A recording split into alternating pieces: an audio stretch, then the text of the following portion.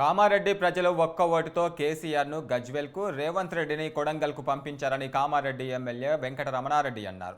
పెద్దపల్లి జిల్లా మంథని మండలంలో జరిగిన విజయ సంకల్ప యాత్రలో ఆయన పాల్గొన్నారు.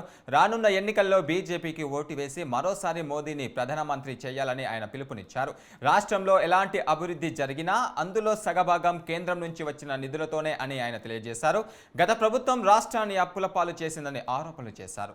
ప్రస్తుత కాంగ్రెస్ ప్రభుత్వం గత ప్రభుత్వ తప్పిదాలను ఎత్తి చూపిస్తూ కాలయాపన చేస్తుందని విమర్శలు చేశారు. కానీ ఎలాంటి చర్యలు తీసుకోవడం లేదని మండిపడ్డారు.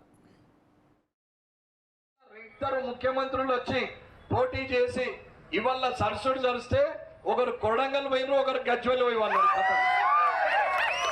మరి ఎవరు చేస్తాయిందా పని? భారతీయ జనతా పార్టీ కార్యకర్తలు చేస్తాయిందన్న. అక్కడున్న ప్రజలు నమ్మిండ్రు. పాత ముఖ్యమంత్రి ఏం చేసిండంటే దొరొచ్చిండు, దొరపెత్తనం చేసిండు. 2 ఏళ్లలో కాళేశ్వరం కట్టిండు, అది పలిగిపోయింది, కూలిపోయే పరిస్థితికి వచ్చింది. 1,60,000 కోట్లు పెట్టి కాళేశ్వరంలో ఖతం చేసిండు.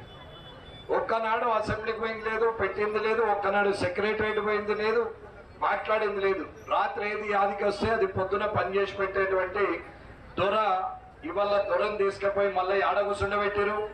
ఏడికల్ వచ్చిండు, ఆడికి పోయి కూర్చుండబెట్టేశారు. పోనీ ఇప్పుడు రెడ్డి వచ్చిండు మళ్ళా రేవంత్ రెడ్డి గారు. రేవంత్ రెడ్డి వచ్చి కూడా 6 గ్యారెంటీలు అని చెప్పి ఇప్పటి వరకు ఏం చేసింది లేదు.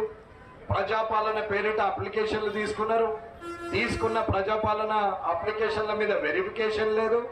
ఇంకా పార్లమెంట్ ఎలక్షన్లు అయిపోయేదాకా, కొత్త ప్రభుత్వం సెంట్రల్ గవర్నమెంట్ అయ్యేదాకా కూడా ఆయన ఏమి చేయడం అంటే జూన్ వరకు ఏం చేయడం అన్నట్టు, అంటే 6 నెలల పాలన పోయినట్టే లెక్క.